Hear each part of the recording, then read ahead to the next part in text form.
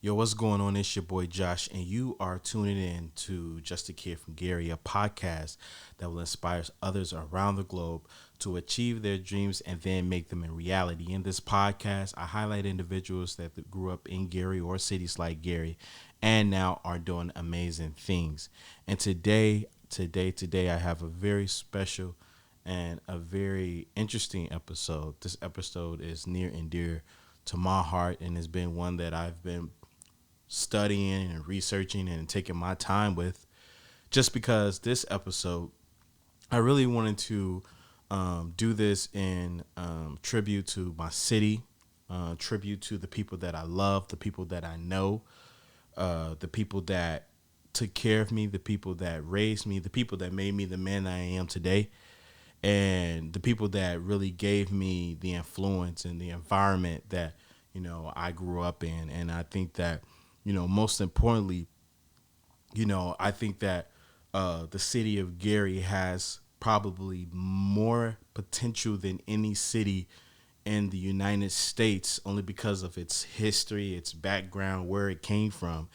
And I've been taking my time on this because I know that it needs the seriousness. It needs the technical analysis. It needs all of that. And so I've been on this project and I've been at this criteria for some while now, and I'm really excited. Not only excited, but I'm also I want to take this serious. This is a serious conversation for me. This is something that I'm for sure needs this conversation needs to be had. And so, with that being said, I'm going to be breaking down in this podcast episode, breaking down the ways that we could take back our city, the city of Gary, Indiana. I don't think no one has really addressed it in this dynamic, nor I don't think anyone has addressed it in this way, this avenue. I think that this way has been something that I've researched for a while, and I think that this avenue, how we can actually be involved, how we can actually change our city. And when I say we, I mean the people. I don't mean I'm not putting the responsibility, is what I'm getting at, on politicians. I'm not putting the responsibility on spiritual leaders, physical leaders within our community. No, what I'm addressing is how we, the people, can take back our city and what we could do to really change the trajectory of our city. And before I do that, I'm going to let you know how I'm going to break this down.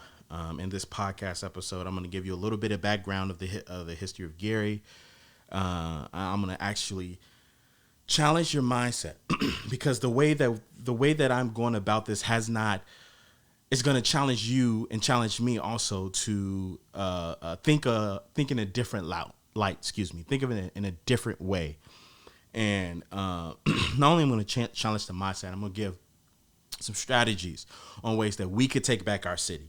It's been long overdue, and we've been waiting and thinking that there's other people, but hey, we're going to get right into it.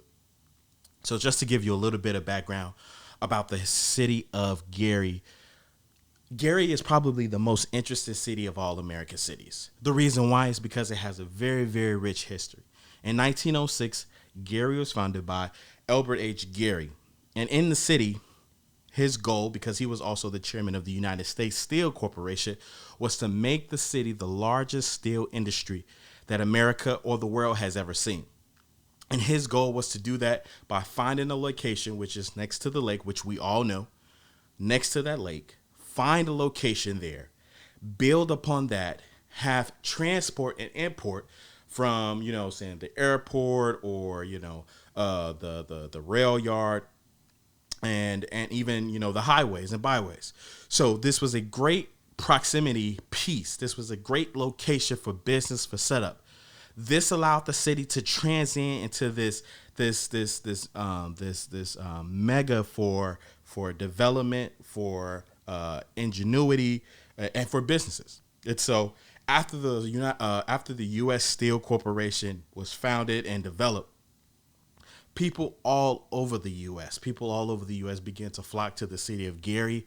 it was amazing. If I could create a image or a visual for you, just imagine, you know, you have all these different types of people, and Gary was a way where it was built for about, you know, the city size was built for about 350, 380,000 people.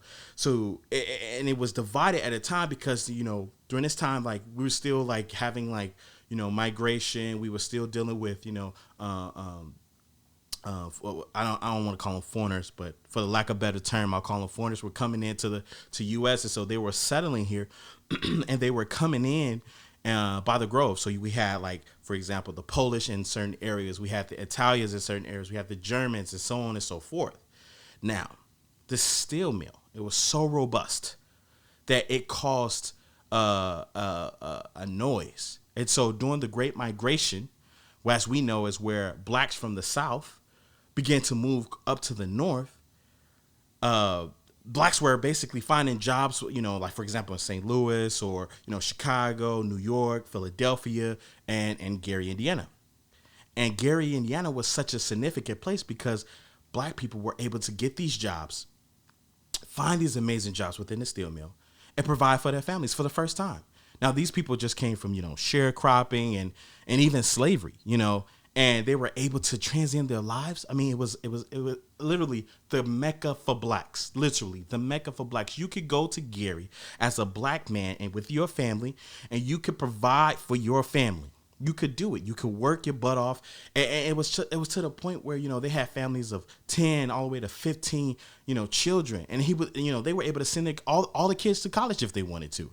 So this was very, very significant. It was a driver. It brought thousands and thousands of people, and this is during the time from the Great Migration from the time of 1910 to about 1930. That's when we seen this true influx of people.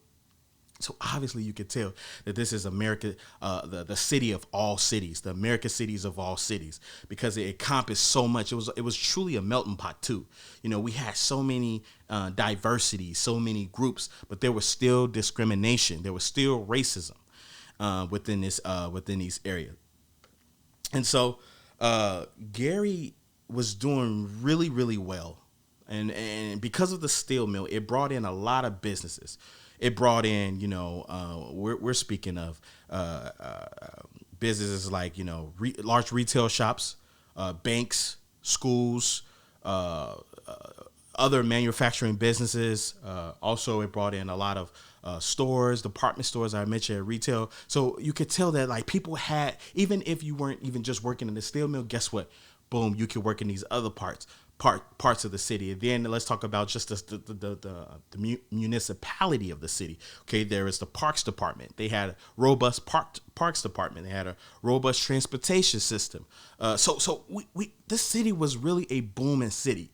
I think that a lot of times what the youth don't understand, even my generation don't understand how dynamic it was and what it do. I know we always hear the old folks talk about, oh, back in Gary's heyday. We refer to Gary as Gary's heyday, but even our parents, they missed a certain portion of it, because during the 1930s, we got to realize during the 1910 from 1930s, you know, their parents really seen the city as the really full blown way it was meant to be. What our parents experienced were more of the latter end. So let's fast forward to about 1960. During 1960, we all know this is a very pivotal time within the United States. In the United States, we have a time period where we're going through this period of civil rights, and we're trying to desegregate, schools, and we're trying to abolish, you know, this slave and this uncivilized mindset that we had in our United States. So every city was going through their own and within their own way.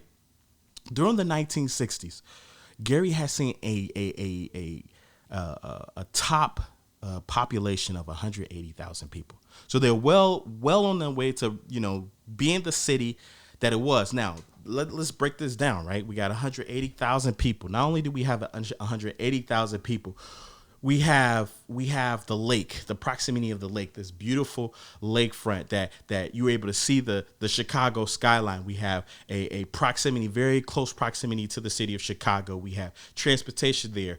We have this robust city within, so there's a lot of shopping, all this stuff. And then at 1960, when we at our peak, we start to instantly see a decline. So from 1960 to 1970, we see a decline. We try to figure, okay, where's this decline coming from? Well, during that time, the steel mill and the steel industry decide to go to go international, and they decide to take their industry, which was, by the way, during this time, the employmentship at the U.S. Steel Corporation was about 70,000. So we got 70,000 people, 180,000 people there, right? 180,000 people in the city. 70,000 people are working at the United Steel. So you could tell what was happening. This was a very robust system. But when they decided to move their operations international and move them overseas, that broke down some of those jobs. So men were losing their jobs at a very, very, fast rate. What's this called? This calls for people to move out the city. I mean, quite frankly, if I lose my job and there's no other place for me to work, I got to get out of here. But then also we have this big issue of discrimination. So during the 1960s, from the 1970s, we see that white people are getting annoyed with the idea of living with blacks. White people are getting annoyed with the concept of sharing businesses and sharing operations with blacks. So we starting to see this thing called white sprawl, this thing called white mitigation, and where they're starting to move out into these other, communities. And even during this time, the banks were actually playing a little bit of a funny game. See, the banks were actually pouring money into these suburb-like communities. And how they were doing that was they were allowing the white people to have tax credits, and they were able to subsidize their homes. And, for example, like if I was a white person, I would be able to, write this off and not really pay a tax credit. And then I'll be able to walk away with, a significant amount of land and a significant amount of property and a nice home.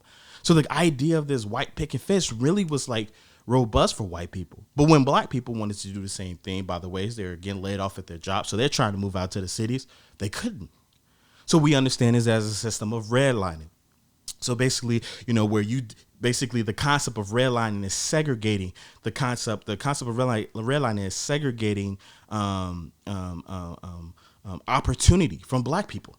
And when I say opportunity, now not allowing black people to receive loans, not allowing them to receive the same things that whites receive. So we're at an economic disadvantage. So during the 1960s, during the 1970s, we also see something else happen. The city of Gary receives its first African-American mayor. It was Mayor Richard Hatcher. Now, if you study anything about this guy or know anything about this guy was the truth.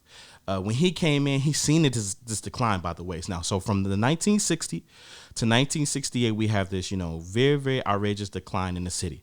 So he comes on, he's like, you know what? I'm going to make this better. I'm going to make this work. How can we make this work? So what he does is he gets to working. Right, he gets to establishing businesses, establishing different communities, send things up. He brought in some architects, and he helped design the Genesis Center and the Hudson Campbell and even the hotels. And all these things were supposed to be in this circulation of productivity. Even the idea of Gary having his own sports teams. These were concepts that even during this time where we're starting to see the shake of deindustrialization, we also see this advancement that he's trying to push into, the city. Now, after that, we get this hard push against him because he was a radical. He didn't take much crap from white people. He didn't take much crap from the government, even though he was a part of the government. What I meant is, he wanted to really, truly help people. He went down really as a great man. A lot of people know to him as a great man, as a significant man in history for the city of Gary. And even though during this time, white people felt, some type of way, they're like, yo, y'all got a black mayor, or we have a black mayor, I should say, yo, we got to get out of this city. We can't be under no black control. So then we also to see as the steel industry is moving out, then we're able to see people are moving out, businesses are moving out. Black people aren't moving out though, because they can't. They try to, but just To be honest, they really, really can't. And the reason why is because they're being redlined. They don't have the financials to move out. They're not getting the loans to move out or even just do better for themselves. So think about it like this. You have a house that you've been living in for the last 20 years. Okay, you're trying to put some money into it to, make it look better, to rehab it. The community within you is growing. Maybe people are moving out, but people are still moving in. Tax credits and tax property value rising and falling. If I'm a person that's trying to invest into my home and literally the pennies that I was making and I lost my job, I was making some pennies, but then I lost my job. So I'm really not able to do that. I find something, a little bit of something. I try to go get a loan from the bank. They doesn't give me a loan. They don't give me a loan. They decline me. And so what I'm left with is just try to get the job done. That's what I got to do. I got to try to get the job done on my own. So the city has been abandoned. During this time period, we see one of the largest white sprawls happen. So from 1960 to 1970, we see a huge sprawl. From 1970 to 1980, even a bigger one. And the mayor from Richard Hatcher, he was in office from 1968 to 1988. So we see this whole thing of deindustrialization, discrimination, segregation. They're affecting our schools with this. Our kids can't go to school together. White people are moving out. And as they continue moving out, the city is shrinking. So economics is going down. Think about it. If I'm losing people and I don't have the tax credits, I don't have taxpayer money, I don't have tax money coming in. I'm losing accountability for my city. It's hard for certain things to get paid for. I have to start putting the money where it needs to go, instead of trying to put it where before a city that was made for $350,000, now it's shrinking, and it has shrunk so much that till today, which is 2020, there's only 74,000 people there. I find that very, very interesting. Just about the same number of people that at this robust time in 1960 at the U.S. Steel Mill. I find that very, very interesting. And so my biggest concern in this podcast and in this episode is grabbing some little bit of history for you, kind of showing you what actually happened. See, we was finessed. We was bamboozled.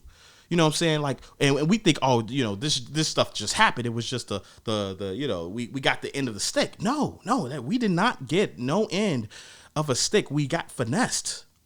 Once the steel industry decided to move out, all these other companies was like, you know what? We're going to. And they left us there. And so growing up for me, I'm seeing the butt ends, and even kids now are seeing the super butt ends, but I was seeing the butt ends of it. See, during that 1990 period, all the way up to the 2000s, we always seen was, gun violence. We seen drug abuse.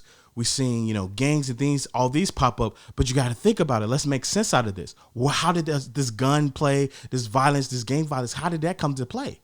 Well, quite frankly, if I'm a man trying to provide for my family, and I know this is an excuse you might hear before, but here's the facts, yo. If I'm a man or I'm somebody who literally is trying to provide for something, right? I don't have too much income coming in. And I'm not saying illegal activity is what I'm promoting, but what I'm saying is there is some truth and there's some justification behind it. And I see product that people are pushing. And this product is illegal, by the ways. But I know that I could be an entrepreneur. I know that I could push this product, and I know that I can get some money. And so therefore, what I do is I invest my time in my energy into this product that is illegal. I sell it. I create gangs around it. And literally the most terrifying thing that happened during that 1985, I believe. And I'm going to even say this. During that 1990 period to the 2000s, we got the label of a murder capital, the city of Gary. So they I keep getting stuck over this word, and it's kind of messing me up. But deindustrialize.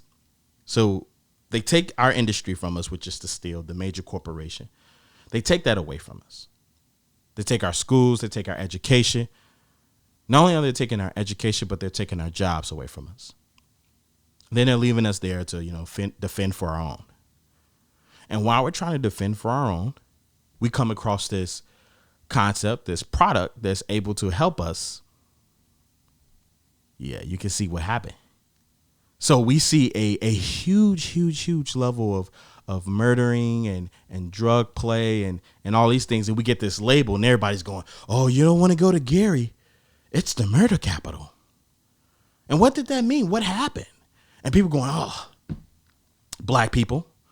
And we get the butt in, we get the label of it. And so if you're a black person, you listen to this in your mind, because by the way, let me take this disclaimer. This doesn't only apply to the city of Gary. This applies to every city, every community that has some type of large manufacturer, some type of large industry, some type of large warehouse that was basically the economic driver within that city.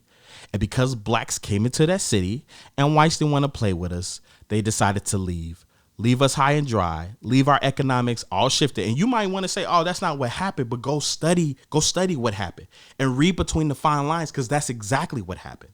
And in most cities that we analyze and we look at, that's what happened. It was racial and discrimination that pulled the dollars out, left us there, and then we get the label of the murder capital, and it's the blacks. It's black people.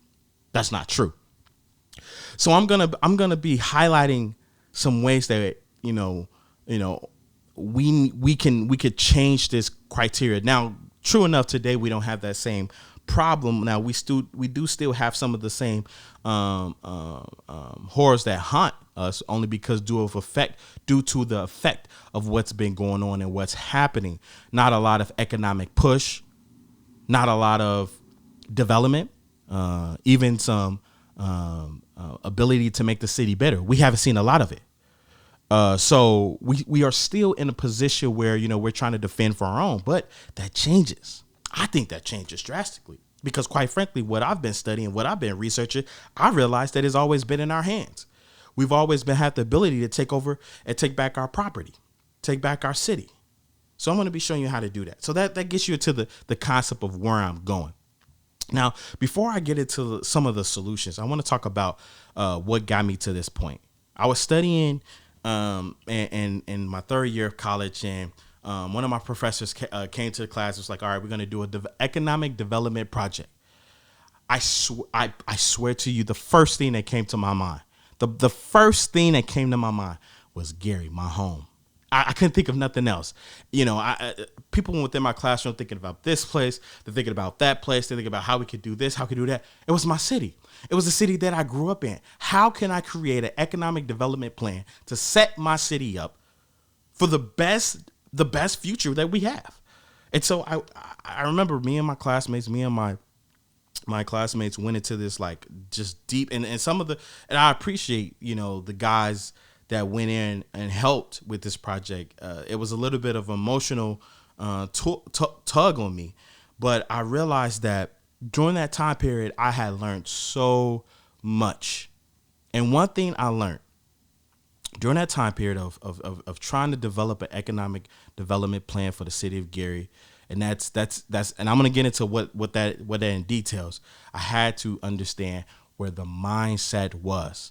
There were so many times during that project that I wanted to give up, because I remember trying to call people within the city, trying to find out information throughout the city, and getting this "I don't care, I don't know" type response. And I could have been frustrated. I could have. And it is frustrating to some point where you're literally asking about simple information like, hey, when was the last time this was upgraded? Or, hey, when was the last time we had this? Or, hey, do you know about this loan or this grant? And you're getting the answers of no. And these are from officials, by the way. These are from people that are getting paid by your tax dollars. By your tax dollars, these are the same people going, we don't know. We don't understand. We can't give you the answer that you're looking for. Talk about a level of frustration. But what I had to do is I had to challenge my mindset. I had to get to this position where I was like, I'm going to discover the answer, because every no that I get is going to turn to a yes. And true enough, I started getting some yes. I started receiving some yes, but I realized that I had to challenge the mindset to change, the mindset to want to do better, even when the odds are pushing against you. It's something that you have to believe in. You have to challenge. You have to do in order to make everything work and be set up the perfect way. But it has to start here. It has to start within the mind. That's so, so important. And that's something that I realized. I could not do anything with this project if I did not develop a mindset that said, you know what, we're going to get some answers. We're going to get some things. So not only are we looking at the economics, we're looking at the architecture too. So I'm even asking questions. When was the last time this was developed? When was the last time this was made? This was upgraded. How did we do this? How did we do that? How do we figure this out? And I'm still getting these slaps in the face with, door closers or the phone hanging up or whatever, just this weird energy. And I'm telling people, hey, contact me when you get a chance. Hit me up. And guess what? They're not hitting me up. And these are Gary officials. These are people that we pay our tax dollars to. Oh, yeah, it was a problem. But I didn't let that stop me. I end up linking up with a very, very important guy. I won't mention his name, but he worked for the Lake County. He worked in the Lake County building. And he gave me a lot of answers. He helped me out. He got me in front of the right people. He got me connected, and it was just that one guy. And literally, he got so inspired. He was like, yo, Josh, honestly, man. And he was talking to the rest of us, too, because we took a trip to Gary. He's like, honestly, Josh, I love what you guys are doing. So I hope you guys can come up with something that could really transfer and really, transform, the city. He was so passionate about it. And this is a guy who lived in the Gary. He had devoted his life. He had his church, his school, his kids was in Gary, and et cetera. Just like you and I. So I realized that there's people in the city that won't change. And if you're listening to this podcast right now, you do too. You're tired. You're tired of people telling you no. You're tired of people telling you our city will get better and you haven't been seeing it for the last 2, 3, 4 decades. You're tired of that, just like I am. And you want to change, just like I do. But how can we change? We first change our mindset. So we got to look at the city of potential. The city has a lot of potential. Even the neighborhood you live in. You might look down the block and say, well, Josh, I don't see that. But see, there's a lot of potential. See, what you got to do is you got to work on unlocking that mindset first on how to see the glass half full instead of half empty. We talk about it all the time. But do we actually put this into play? See, our city is in a position where we could take control of it. The reason why is because it's abandoned. Think about anything abandoned. And think about anything that's abandoned and nobody's claiming it. The way my brain works is if you're not claiming it and you don't want to, what I'm going to do is I'm going to go through the right criteria to claim what you have abandoned. So let's process that. Next, I'm going to talk about the solution. I've addressed the problem. I speak of economics a lot, and if you don't understand economics, I'm gonna pull up a definition for you so that you understand about economics. We're gonna talk about economic power, in order to kind of just get this thing started. Economic power is the ability of countries, businesses, communities, etc., to improve their standards of living. It increases their freedom to make decisions that benefit themselves alone and reduces the ability of any outside force to reduce their freedom, purchase power, and a significant component, economic power. That's what we need. That's where we're headed. We have the ability to change our city through economic power. When I was developing this plan, I realized something, that is through the economics. Economics means financial, money, right? And how do we acquire? How do we gain? How do we pull together this money to build? See, what we do is, if you look at it, the black dollar, and this is a fact, everybody talks about it, but let's just break it down and put it into our city, put it into our worlds. The black dollar only lasts within our city, within our community, 6 hours. What that means is you get paid on Friday. Okay, let's say you get paid on Friday at 8 a.m. Fast forward 8 a.m. Probably you're going to be broke, not even broke, but your dollars are going to be spent by at least 2 or 3 o'clock that afternoon. So what is that suggesting? That's suggesting that we, as black people, don't have any businesses or economic value where we can pull and put our money into systems that work for us. Meaning we can't put our money into our banks. When I say our banks, black banks that have the black agenda at heart. Put those dollars into the black community, and that allows the black community to grow. For example, if we had a bank, right, and we were able to put our money into every payday, right, we put it into our savings account, cool. And what that does is then that would lead to somebody, going into that black bank and say, hey, I want to develop this block. Then they say, okay, no problem. Mary, Jean, Sarah, Billy, Joe, Dion, whatever, they have put their money into a savings account. What we're going to do is we're going to take that money that they have in a savings account, and along with some interest, okay, and we're going to give you this loan. You're going to go and develop it, pay the bank back, and guess what? You get a little bit of interest into your savings account, cool, because you put your money there. But then guess what? That money that they gave went right back into your community. Or does somebody say, I want to start a business within our black community to help? Well, what they would do is they would go to that black bank, get the economics, get the loan that they need from that black bank, and then they would take that money and go build that business. And it would contribute to the black community. So then every time you pay your money for the gas station at that black owner's gas station, at that black owner's grocery store, at that black owner's retail store, whatever, an energy store, whatever, as you putting that money into that black business, it generates itself. It goes back to the black bank. You gain interest. Yours goes up. Beautiful system, right? Because we don't have that. For example, like I go back to, we get paid and the black dollar doesn't allow to circulate within our community for only 6 hours. And then it's gone. And if you think about it, go look at who's selling us in our communities. You don't see a lot of black owners within our communities. Now, they might be in your beauticians or your barbers, you know what I'm saying? You might have them there. I'll give you that. You might have them there. But who has your grocery stores? And I mean our grocery stores. Who has our grocery stores? Who has our gas stations? Here's the tricky one. Who even have our beauty stores? Who have our restaurants? You see what I'm saying? So if those people have our restaurants, what are they doing with their dollars? They're not putting it back into the black community. No.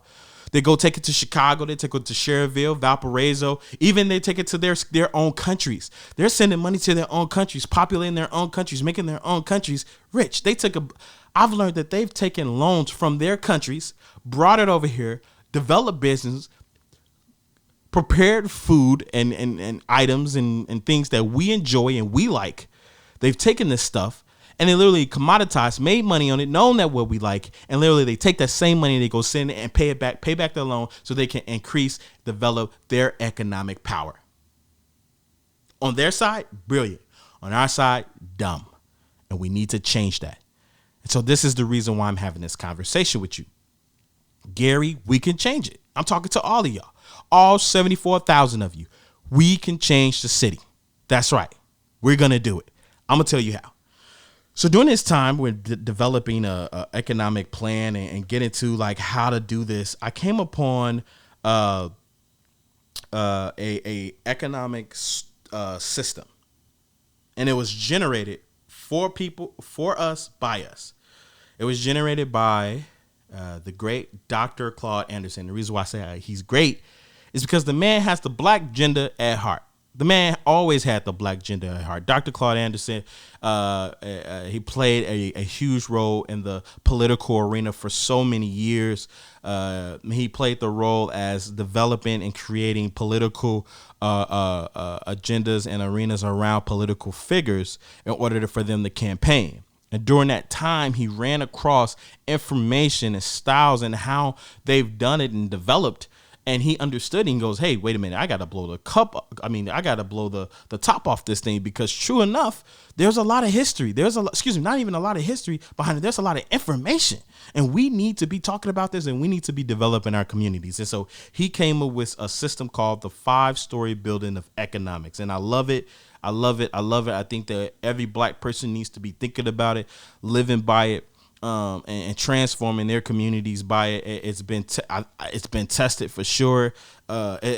There's been tested in smaller like communities. I want to see what it could be done in a larger community like us. Like I said, all 74,000 of us can change the city.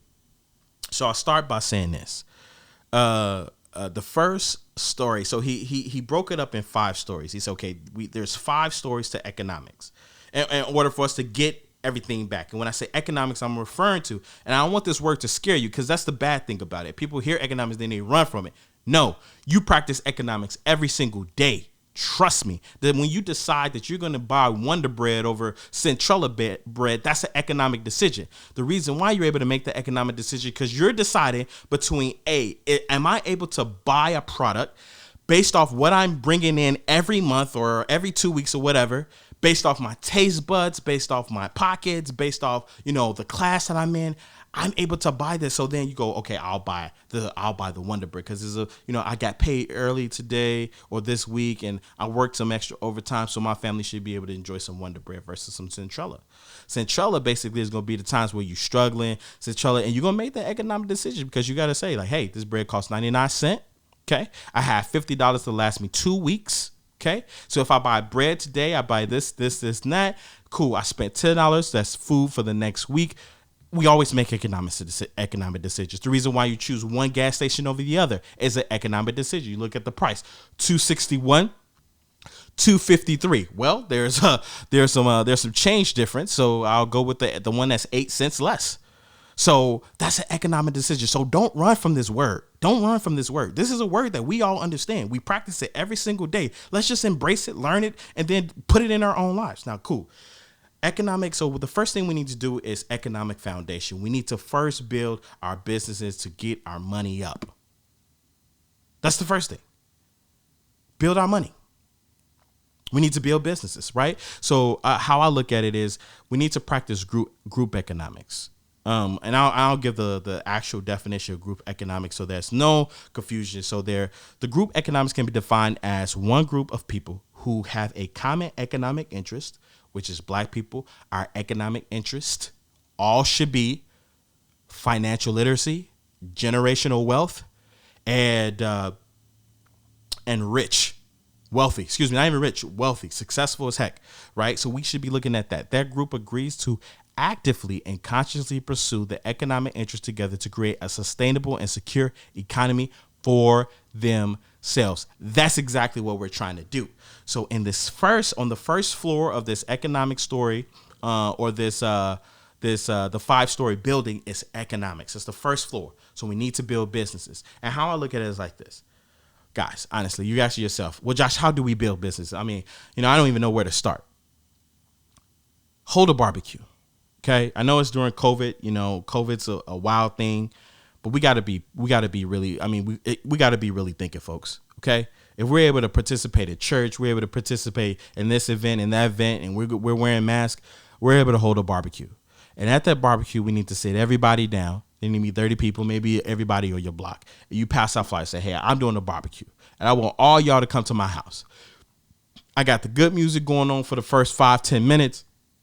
Everybody's mingling. The music shuts off. Let's talk business. I want to start a business. I want to start a company, and I need every single one of y'all help. I want to do X, Y, and Z in business. Who wants to do that with me? You find 5 people.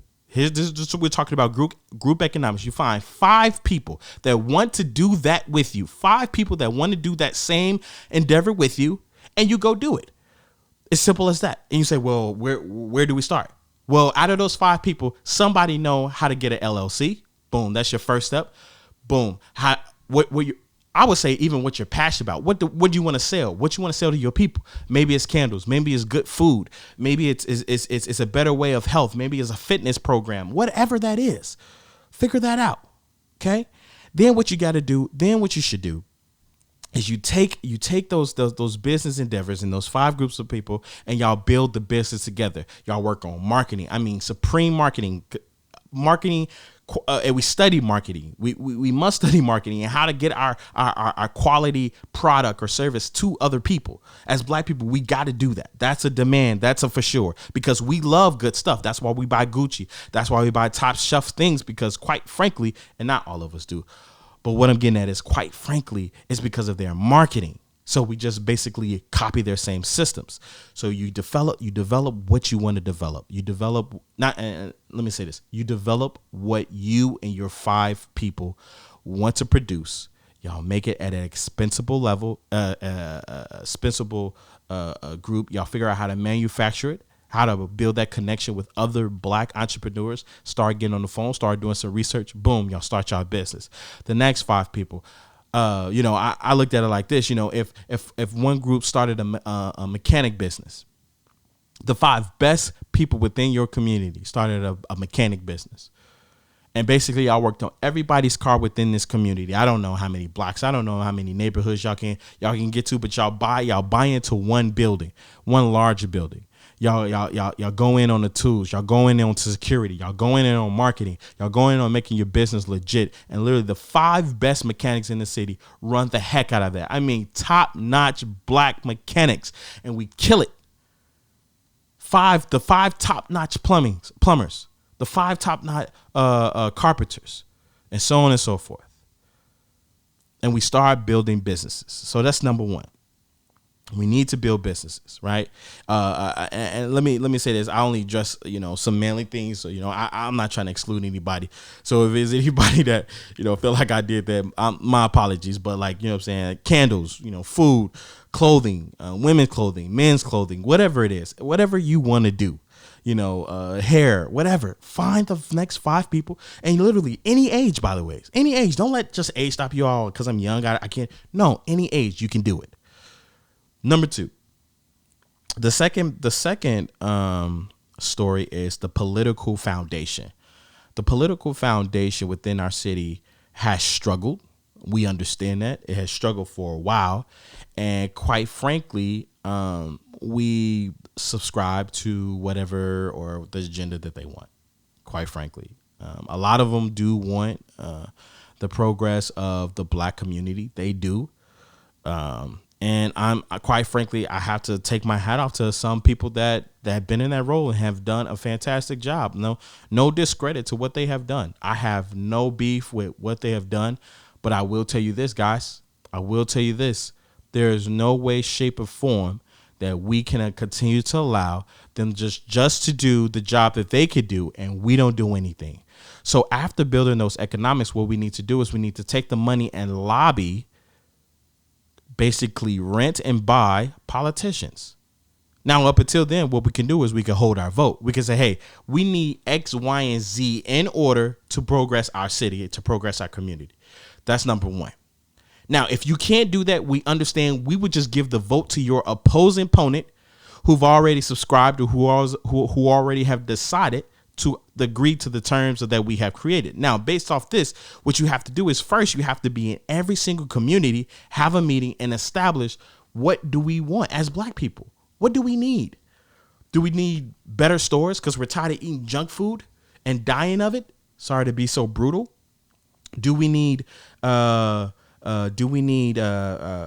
facilities, better health facilities? What do we need? Let's figure that out. Write it down. Let's do a SWOT analysis. Let's talk about in every community our strengths, weaknesses, opportunities, and threats or tactics or whatever the last one is. I can't think of it offhand.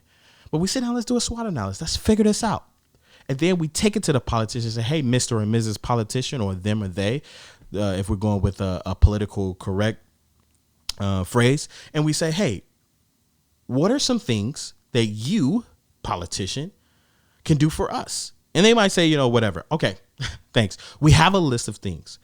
Can you subscribe to this list? This is what each of the communities decided to do. If they can agree on do it, boom, right? But until then, and that's the first part, right?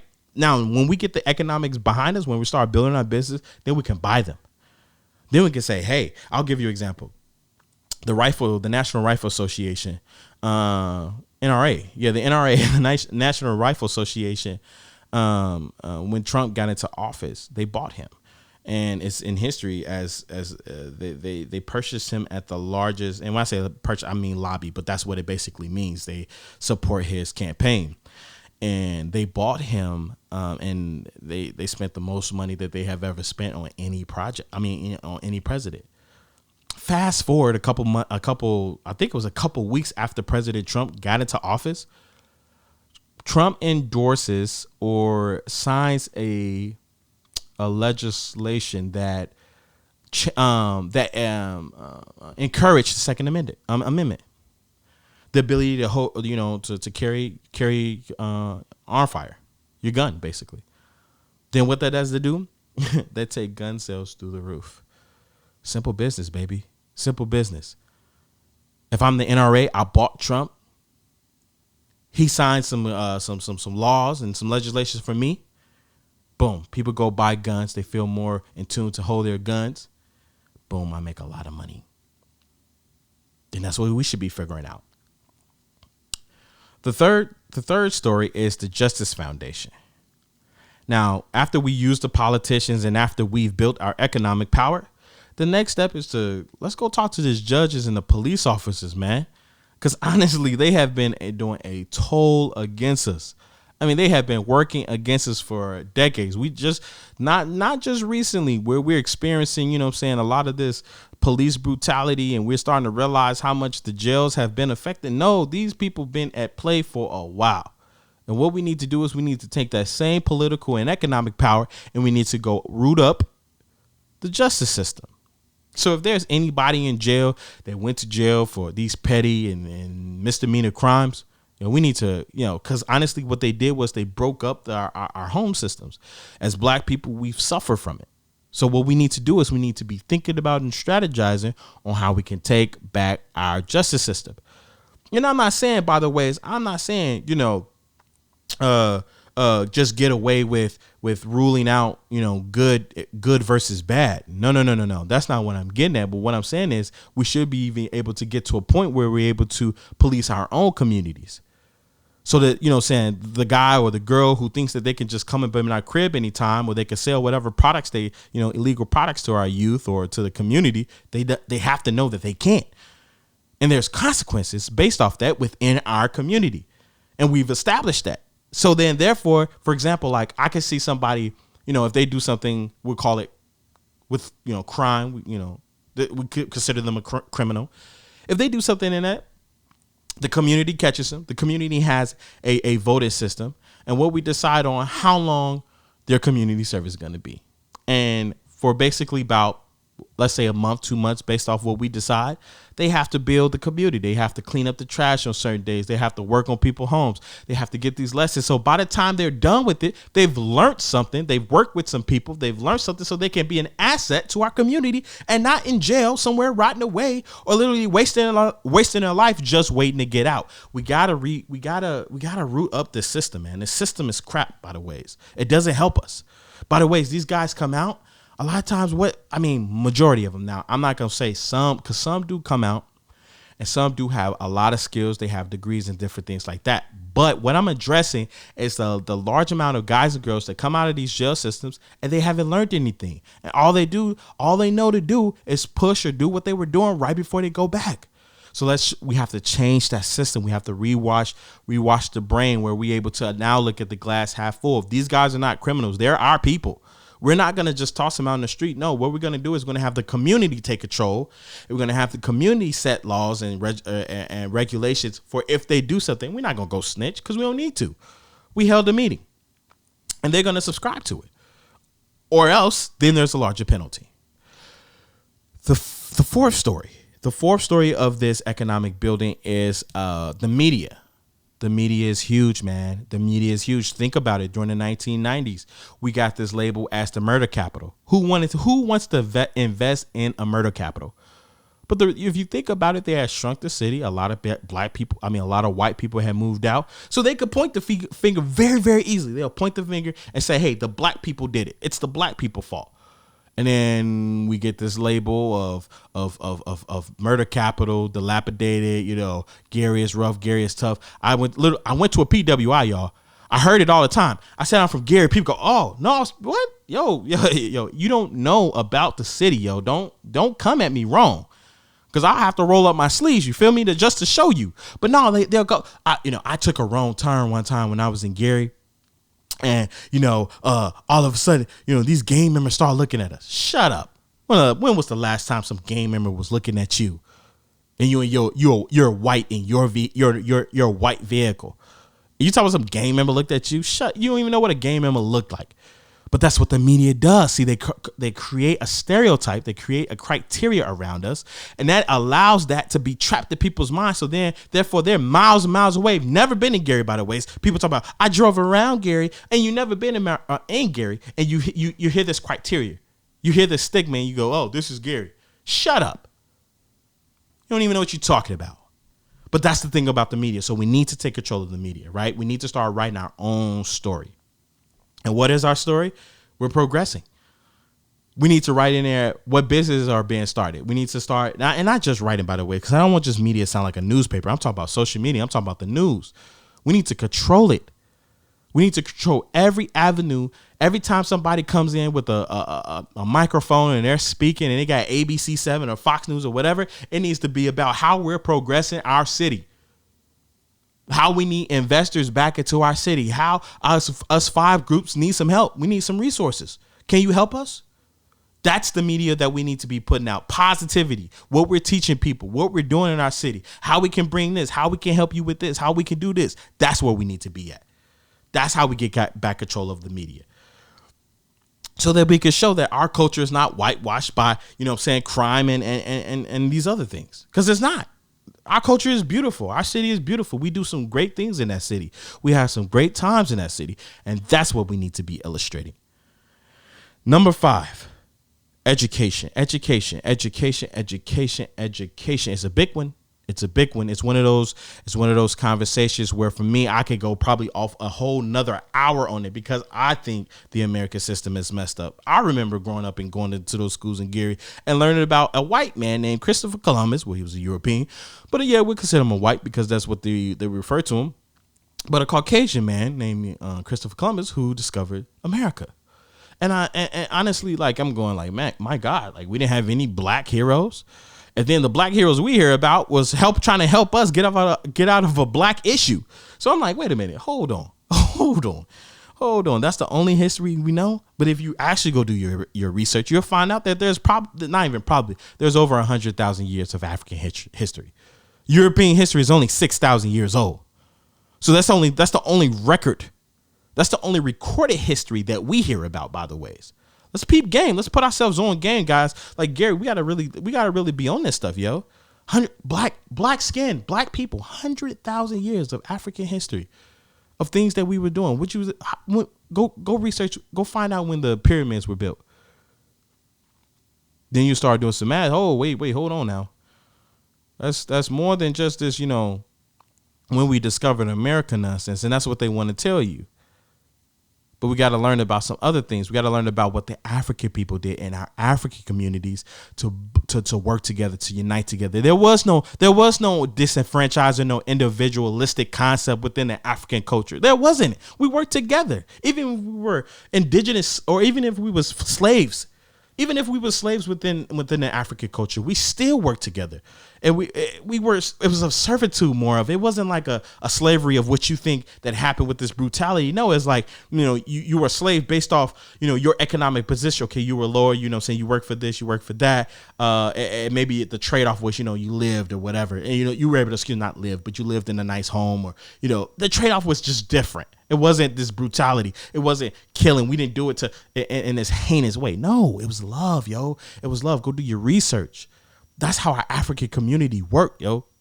So the truth is, educate yourself.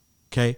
So we can educate our kids, because education is the root of it. See, if we're teaching them how to be a rapper, and hey, I got to just address this how it is. Now, quite frankly, I think our system has created a illusion for people. They've created the illusion that if you worked hard enough, and if you tried hard enough, and you wrote the right lyrics, you bounced the right ball, you threw the right, you caught or threw the right ball, then you can make it. You can make it. Now, I used to believe that too, but then I started really doing some math. I started doing some math and I started looking at, okay, there's 40 million people in the 40 million African Americans in the United States.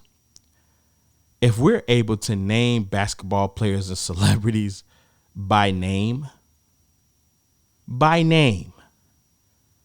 we're able to name them by name, it shows you how small that industry is.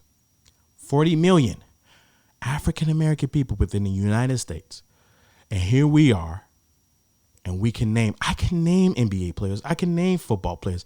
I can name rappers and celebrities and actors and actresses. I can name these people. I can name athletes, tennis players. I can name them very easily. So it shows you it's not that many, because out of 40 million, it's a small percentage. So it's an illusion. See, what we need to be teaching our kids within our community is skills. How to develop, how to be architects, how to be engineers, how to be doctors, lawyers, philosophers, thinkers, writers, media, taking over our media, how to work a camera, how to play back audio, how to, work in Illustrator, After Effects, all these design softwares, because basically I'm gonna tell you this secret. That's where our world is moving, by the way. It's moving to strictly design. If you're not a designer or some type of designer or a way to design, and it just have to be clothes, it don't have to be cars, it don't have to be anything. But if you don't figure out how to design, you're going to be behind. I'm going to be real with you. But at the same time, what I'm getting at is you could be a designer within a bit, as being a doctor or as being a psychologist or as being, an illustrator, whatever. But where are those skills at? Why are we not promoting those skills?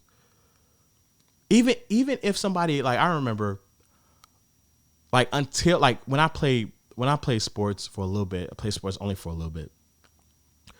But I remember, like, the people around me that played sports, they were glorified more than the people that literally did the academics or who had dreams and ambitions to be great. Now, true enough, you do get at the end of the year your valedictorian and your salutatory. Cool.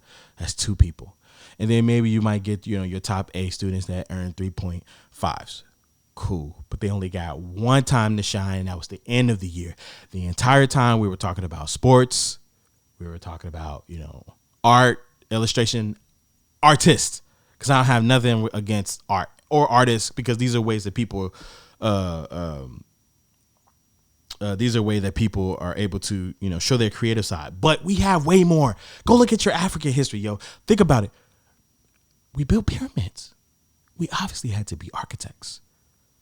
We obviously had to be engineers, archaeologists. Obviously had to be, and we were artists, because if you go look at the walls, even in of the pyramids, go look at the walls in Egypt, which I haven't been, but I've studied this, by the ways, and I'm planning on going. You can see that people were artists, people were architects, people were doctors. The first physicians the first brain surgeons came out of Africa, came out of Egypt. Kemet, that's the real name of it. Egypt is just a Greek term. Came out of Kemet. So if we understand that, then we got to understand, we hold a lot of significance, We could do a lot more than what they've told us. So if you're in the city of Gary, you got to be thinking, how do we take back our community? This is how. We use these 5-story steps. You can look at it. You can go Google it. The Dr. Claude Anderson, the 5-story building to economics, and address the 5 stories, ways that we can take back our city. Now, I'm gonna be transparent with you. There's a lot more to go into that, and as we continue to go on this journey, and in this podcast, we'll be addressing it. And it just won't be me. I decided to do this one kind of because it was so near dear to my heart, and I wanted to take my time to really address all the issues that we undergo and we understand. But moving forward, I'm going to have, more influential people, more people that can expand upon the economics, or expand on the media, or expand on the politics and how we need to operate. Let's educate ourselves and let's do this stuff ourselves. We can do it. We could do it. Change our mindset. That's the first thing. Change our mindset. Once we change our mindset, then we move on to the next thing. What's the next thing? Economics. We could change our mindset in a day. We could say, hey, I am tired of this. And I know you are. I know you're tired of it. And by the way, it's like I said, this is just not for my city. This is for every city within the United States that has experienced some type of economic failure due to discrimination and racism, which you can find in most black communities. Most black communities are experiencing that. And if every black community tapped into this podcast, Just a Kid from Gary, wrote down some notes, did some research, followed, subscribed, listened to their favorite episodes, and continued this journey, oh yeah, we'll be out of this. Oh yeah, I'm saying it. we will. Because the thing about it is we first got to understand that, we hold a very significant amount of history of developing, growing, transforming at a high vibration. And if we did it then, we can do it now. We don't have to subscribe to the things that they've told us. We're going back to the mindset. You don't have to listen to this stuff. You don't have to think that your community is failing. There's a trajectory, and I was talking with some financial leaders who are saying that there's a trajectory that we probably, Gary, the city, won't see any type of transformation within 25 years if the people don't do anything. Come on, guys. Come on, let's be real, man. We can't wait another 25 years. I can't wait another 25 years. I won't wait another 25 years. I literally heard 25 years, and honestly, I was so antsy. I was like, yo, I could do something now, yo. I was like, yo, let me go do this podcast. Let me go talk. Let me go start talking. Let me start speaking to you guys. And then let's have a conversation. Hit me up. Go to commentaryobservations@gmail.com and hit me up. Let's talk, yo. Let's rap. Because literally, like, I'm ready. I'm in go mode. See this, let me address something. The economic development plan that I created, yo, that didn't go nowhere. To give you some, like, to secure you in what happened, I was able to present that in the front of, the city of Gary, the mayor and the councilman. We was able to have a good conversation about it. The mayor, Karen Freeman at the time, Mayor Karen Freeman, who, she did a great job. She texted me and said, hey, Josh, I want to see that plan. Send me that plan. Now, because her time was exiting, and we know that Mayor Jerome Prince is now in office, things have shifted, things have changed, but hey, that's not to worry, folks. We're going to be right back on it. We're going right back to it. The plan works. Now, the plan that I have is in more detail. I'm focusing more on how to house these things for you guys. So we need to create housing for this. Your housing and then business housing. How do we do this? With COVID, are we changing? Are we going to a more virtual place? What are we doing? But I'm thinking in that direction. I don't care. Nothing's going to stop me, yo. So when he told me, yo, like 25 years, I'm like, okay, I hear you. Challenge. I'm just like Michael Jordan. You telling me I can't do it within? You think that's going to take 25 years? Okay. We'll see. Because it's not going to take 25 years. Not for me. And not for you either. Because what you're going to do, all 74,000 of you, we're going to link together. We're going to work together. And they're just like, oh, well, you're just being optimistic. You're just being crazy. No, you're being crazy. You're not being optimistic. We're going to make this thing work. We're going to change the city because we can. We have the ability to. We can buy up the block. One thing that I look at it is, just not starting a business, going back to the economic piece of it. And then I'll let this out in this podcast episode, and then we can link up. We can talk more. But one thing I thought about this is that, if we're tired of seeing the stuff within our community, let's say, for example, there's 20 houses on the block. Now that's saying too much, but let's just say there's 20 houses on the block.